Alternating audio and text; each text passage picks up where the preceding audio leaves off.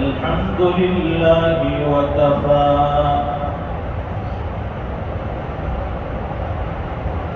وسلام على عباده الذين اصطفى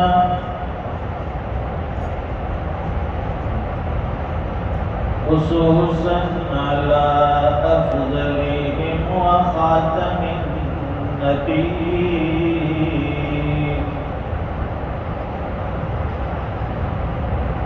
محمد الأمين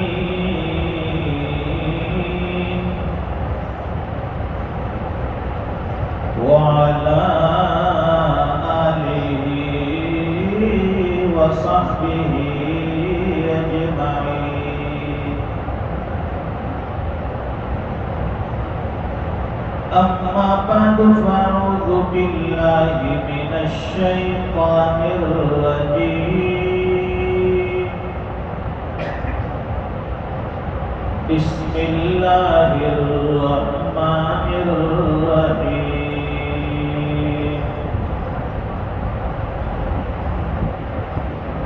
وسارعوا إلى مغفرة من ربكم وجنة عرضها السماوات والأرض أعدت للمتقين.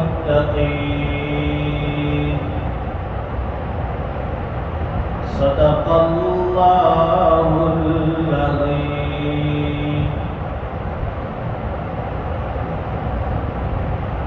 اللهم صل على سيدنا ومولانا محمد وعلى آل سيدنا محمد وبارك وسلم. بزرگ اور دینی بھائیوں،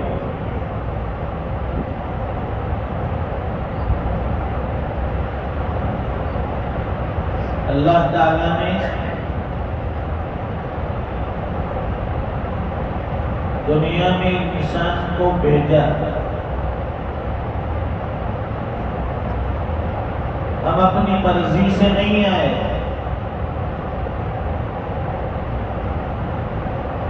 اللہ کی مرضی سے آئے. اور جو وقت لے کر ہمیں بھیجا ہے، جتنی زندگی اور عمر لے کر بھیجا ہے، ہر انسان اپنے حصے کی زندگی اور ملی ہوئی عمر کو گزار کر چلا جاتا ہے.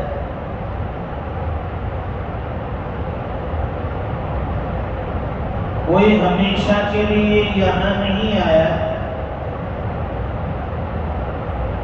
کیوں؟ اس لیے کہ یہ دنیا ہمیشہ کی نہیں ہے. جب اس دنیا کو عارضی بنایا تو پھر دنیا سے وابستہ اور لگی ہوئی ساری چیزیں عارضی تھیں.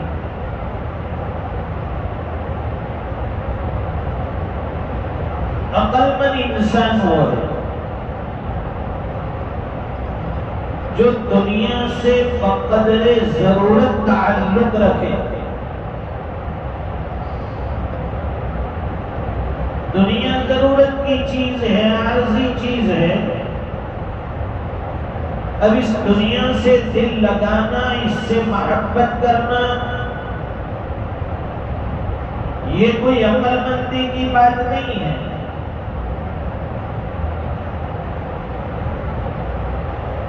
اسی لیے فرمایا الکیس من دان نفسہ وعمل لما بعد الموت. عقل مند انسان کسے کہتے ہیں؟ فرماتے ہیں کہ جو اپنے نفس کا محاسبہ کر لے، اپنے نفس کی خبر گیری رکھے، وَعَمِلَ لِمَا بَعْدَ الْمَوْتِ، اور موت کے بعد کا آنے والے اعمال کرتا رہے. زندگی اعمال کرنے کے لیے ملی ہے، وقت گزاری کے لیے نہیں ملی.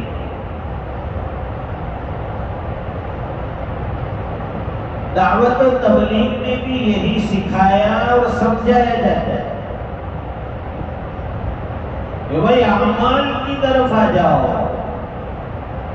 دن بھر کے کتنے اعمال ہیں ان میں جڑ جاؤ، اعمال میں جڑ جاؤ، وقت گزاری مت کرو.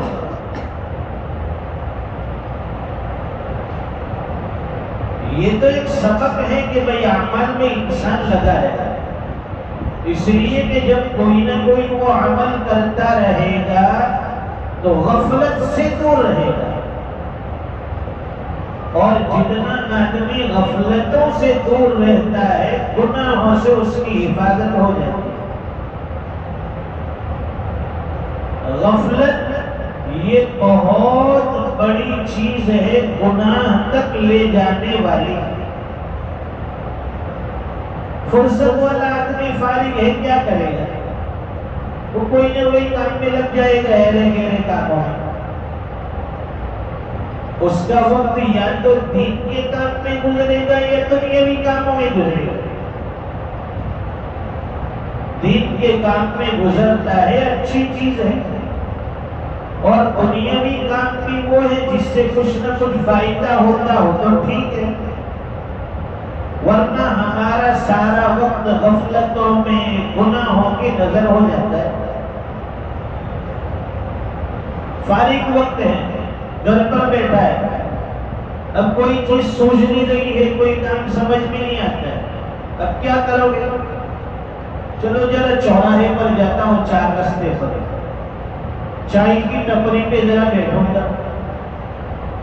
اب وہ چوراہے پر گیا، چائے کی ٹپری پر گیا،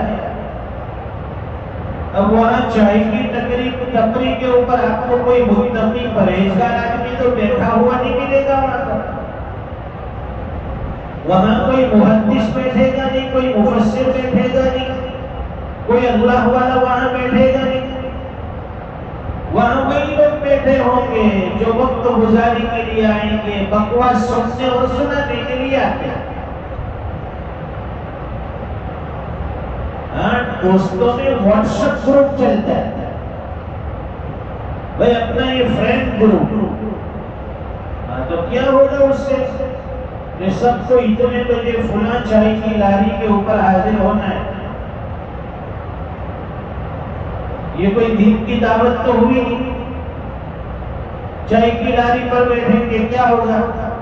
چائے کی چسکیاں لگائیں گے، گپ شپ ہوگی، ایران قرآن کی باتیں ہوگی، غیبتیں ہوگی، برائیاں ہوگی، اس کے علاوہ کچھ نہیں ہوتا ہے. وہاں نکڑوں پر بیٹھ کر، چوراہوں پر بیٹھ کر، چائے کی لاریوں پر بیٹھ کر کبھی دین کی بات نہیں ہوتی ہے. وہاں اچھی بات نہیں ہوتی ہے، ادھر ادھر کی باتیں چلتی رہتی ہے. یہ سب سے بڑی غفلت ہے. اور پھر وہاں سے گناہ شروع ہو جاتے ہیں. غیر محرموں کی طرف نظر پڑتی ہے، زبان سے نہ جانے کیسی کیسی غلط باتیں نکلتی ہے. اور جب چند دوست آپس میں مل کر بیٹھ جاتے ہیں تو بات کسی ایک طرف جا کر رکتی ہے کہ بھائی گاؤں میں فلاں کے یہاں ایسا ہوا، گاؤں میں فلاں کے یہاں ایسا ہوا. اب اس کے اوپر کمنٹ شروع ہو جاتے ہیں، تبصرہ شروع ہو جاتا ہے، برائیاں شروع ہو جاتی ہیں. یہ مجلسیں ہے ہی ایسی چیز کہ اس میں نیک لوگ بھی بخشے نہیں جاتے. علماء ہے، اہل اللہ ہے، ان کی بھی وہاں برائی ہوتی ہے، غیبتیں ہوتی ہے. دیکھیے زبان سے نکلی ہوئی ہر چیز کا جواب اور حساب اللہ کے یہاں دینا ہے.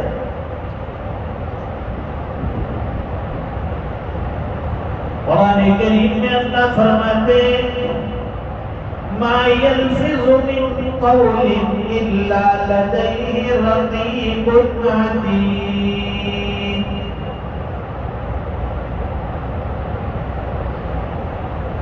انسان جو بھی بات کہتا ہے، جو بھی بات کرتا ہے، فرشتے برابر اسے نوٹ کرتے ہیں، اسے لکھتے ہیں، ڈائری کے اندر نوٹ کیا جاتا ہے. کہنے والا بھول جاتا ہے، سننے والا بھول جاتا ہے، اللہ کے فرشتے اسے ڈائری میں نوٹ کرتے ہیں، رجسٹر میں لکھا ہوا ہوتا ہے. پھر کیا فائدہ ایسی بکواس سے، لوگوں کی برائیوں سے، لوگوں کی غیبت سے ہمیں کچھ حاصل نہیں ہونے والا ہے. صرف یہ دل کی بڑاس نکلتی ہے، باقی کچھ نہیں ہوتا ہے. سامنے والے کی ترقی دیکھ کر آدمی جلتا ہے، پھر دل میں حسد پیدا ہوتی ہے، حسد کی وجہ سے پھر وہ غیبت کرنے لگتا ہے. ارے ہمارے حسد کرنے سے، ہماری غیبت اور برائی کرنے سے سامنے والے کی ترقی رکنے والی تو ہے. پھر کیوں ہاتھ دھو کر ہم اس کے پیچھے بیٹھ پڑے ہیں؟ اگر وہ ترقی کرتا ہے اور دعائیں دیجیے. ہم چلیں گے تو اس جلن کی وجہ سے نقصان ہمارا ہوتا ہے. اس لیے فرماتے ہیں کہ حاسدی پیدا کرنے کی ضرورت نہیں ہے. حاسدی آپ تھوڑی سی ترقی کر لیجیے، حاسدی خود بخود پیدا ہوتے چلے جائے. یہ کہاں سے لاتا ہے، یہ کہاں سے کماتا ہے، اس نے مکان یوں بنا لیا، اس نے گاڑی یوں خرید لی، اس کے پاس اتنے پیسے کیسے آ گئے؟ اللہ نے ہمیں اس کا مکلف نہیں بنایا. ہم اس کے مکلف نہیں ہیں کہ اس کی خبر گیری کرے، اس کی جانچ پڑتال کرے. ہم CBI والے نہیں ہیں. یہ معاملہ اللہ کے ہاتھ میں اور اس بندے کے ہاتھ میں. وہ کہاں سے لاتا ہے، کہاں سے کماتا ہے، کہاں خرچ کرتا ہے، وہ جانے، اس کا خدا جانے. پھر ہمارے اندر یہ جلن کیوں، ہمارے اندر یہ حسد کی تو کیوں آتی ہے؟ یہ اچھی چیز نہیں. فرماتے ہیں کہ یہ ساری چیز دل کے بگاڑ کا نتیجہ ہے. ہمارا دل جو ہے اندر سے ملوث ہو گیا ہے، گندا ہو گیا ہے. روحانی بیماریاں لگی ہوئی ہیں اندر میں بڑی بڑی. جسمانی بیماری کے لیے آدمی علاج کراتا ہے. آنکھ میں درد ہو علاج، دانتوں میں درد ہو علاج، کان میں درد ہو علاج، پیر میں درد ہو علاج، ہاتھ میں درد ہو علاج، پیٹ میں درد ہو علاج، ہر بیماری کا علاج. لیکن دل اندر سے بگڑ گیا ہے، بیمار ہو گیا ہے، اس کے علاج کی کوئی فکر نہیں. ظاہری جسم کی بیماری اور اس کے علاج کی فکر کہ فلاں بیماری ہے، فلاں اسپتال میں فلاں ڈاکٹر ماہر آتا ہے، اس سے بتائیے اسپیشلسٹ. لیکن دل اندر سے بگڑا ہے. فرماتے کہ انسان کی روحانی بیماریاں اسے بیمار کر دیتی ہیں. جسمانی بیماریوں کی وجہ سے آدمی سست ہو جاتا ہے ظاہری اعتبار سے، اور روحانی بیماریوں کی وجہ سے انسان کی روحانی ترقی رک جاتی ہے، اعمال صالحہ کی توفیق نہیں ہوتی ہے. فرماتے ہیں کہ جب دل بیمار ہوتا ہے، گناہوں میں مبتلا ہو جاتا ہے، تو فرماتے ہیں کہ حسد کی بیماری ہوتی ہے، تکبر کی بیماری ہوتی ہے، بغض کی بیماری ہوتی ہے، عجب کی بیماری ہوتی ہے. پھر حب دنیا، حب جاہ، حب مرتبہ، سب چیزیں آتی ہیں پھر انسان کے اندر۔ اس لیے فرماتے ہیں کہ روحانی بیماریوں کے لیے روحانی معالج کی ضرورت ہے۔ ماہر ڈاکٹر، اللہ والے مشائخ موجود ہیں ہر دور میں، ہر زمانے میں، ان سے تعلق قائم کیجیے، ان سے اپنا ربط رکھیے، ان سے اپنی بیماری بتائیے کہ میرے اندر یہ روحانی بیماری ہے۔ اس سے کسی کا اچھا دیکھا نہیں جاتا ہے، میرے دل میں حسد پیدا ہو جاتا ہے، میرے دل میں کینہ آ جاتا ہے، میں چلنے لگتا ہوں، کسی کی ترقی میں دیکھ نہیں سکتا ہوں، میرے اندر کبر بھرا ہے، تکبر کوٹ کے بھرا ہے، میرے اندر نفسیات بھری ہے۔ یہ بیماری بتائیے، اللہ والے اس کا علاج کریں، لیکن نہیں، ہم تو اس کا علاج نہیں کرتے۔ کسی کے پیچھے برائی کریں گے، قرآن کریم کہتا ہے وَلَا يَغْتَبْ بَعْضُكُمْ بَعْضًا، آپس میں ایک دوسرے کی برائی مت کرو، ایک دوسرے کی غیبت مت کرو، بیک بائٹنگ مت کرو، نہ کہتا ہے قرآن۔ پھر بھی وہ غیبت کرتا ہے، پھر بھی برائی کرتا ہے، جب تک کسی کی برائی نہیں کرے گا اس کا پیٹ کا پانی، پیٹ کا کھانا ہضم نہیں ہوتا ہے۔ یہ ہماری عادت بنی ہے، کمزوری بن گئی ہے۔ علماء کے پاس ہمیں جانا نہیں ہے، اہل اللہ کی صحبت حاصل کرنی نہیں ہے، بس جیسے بھی ہو زندگی گزارتے رہو، چاہے کتنی بھی روحانی بیماریاں ہو جائیں۔ حسد کو مٹانے کی ضرورت ہے، کینہ دل سے نکالنے کی ضرورت ہے، غیبت کو چھوڑنے کی ضرورت ہے۔ سب سے اچھی چیز ہے خاموشی، زبان پر تالا لگا دو۔ محفل میں بیٹھے ہو سب کی سنو، زبان سے کچھ مت کہو۔ یہاں تو وہ لب یہ کاشپے کی طرح سارے لوگ سنتے ہیں، اکیلا بولتا ہے۔ نہیں، یہ عادت اچھی نہیں ہے۔ انسان کی روحانی بیماریوں کے اندر انسان کی زبان کو بہت بڑا دخل ہے۔ آدمی زبان پر کنٹرول کر لیتا ہے، روحانی بیماریوں سے اللہ تعالیٰ اس کی حفاظت کرتا ہے۔ جب بولو تو اچھا بولو۔ فرماتے ہیں کہ بولنا اگر چاندی ہے، کسی جگہ بولنا چاندی ہے تو نہ بولنا سونا ہے۔ خاموشی سب سے بہتر چیز ہے۔ اس لیے ہمارے مشائخ کے یہاں، اہل اللہ کے یہاں مجلسوں میں بٹھاتے ہیں اور پھر دیر تک خاموشی کا سبق دیتے ہیں۔ کچھ نہیں کرنا ہے، خاموش بیٹھے رہو، زبان پر تالا لگا دو۔ پہلے لوگ شکوا کرتے تھے کہ بھائی عورتوں کی زبان بہت چلتی ہے، کینچی نہیں کرتی، لیکن مرد بھی پیچھے نہیں ہے 2026 کے، اس کی عورتوں سے زیادہ چلتی ہے۔ پھر گھر میں جھگڑے شروع، یہ ایک بات کہتی ہے، سامنے سے وہ دو بات کہتا ہے۔ یہ ہمارا مزاج ہے۔ اللہ تعالی ہمیں سمجھنے کی توفیق عطا فرمائے۔ روحانی بیماریوں کا علاج بہت ضروری ہے۔ دل سے حسد نکال دو۔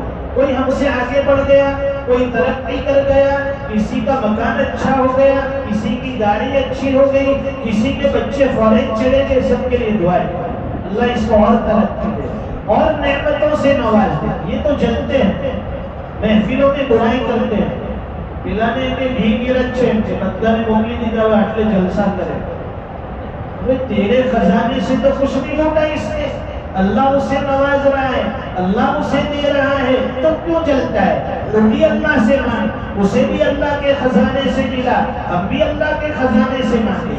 اس لیے اپنے اندر سے یہ حسد نکال دو، اپنے اندر سے کینہ نکال دو، اپنے اندر سے بغض نکال دو، اور سب سے زیادہ چیز یہ ہے محفلوں سے اپنے آپ کو دور رکھو۔ گناہ سے بچنا ہے تو اپنے آپ کو محفلوں سے دور رکھیے۔ اگر کبھی موقع مل گیا بیٹھے خاموشی سے سب کی باتیں سنیں، اپنی زبان پر تالا لگا دے۔ اللہ تعالیٰ ہم سب کی روحانی بیماریوں سے حفاظت فرمائے، ظاہر کو بھی اللہ تعالیٰ سنوار دے اور ہمارے باطن کو بھی اللہ تعالیٰ مصفا اور قلب کو مزکا بنا دے۔ وآخر دعوانا الحمدللہ رب العالمین۔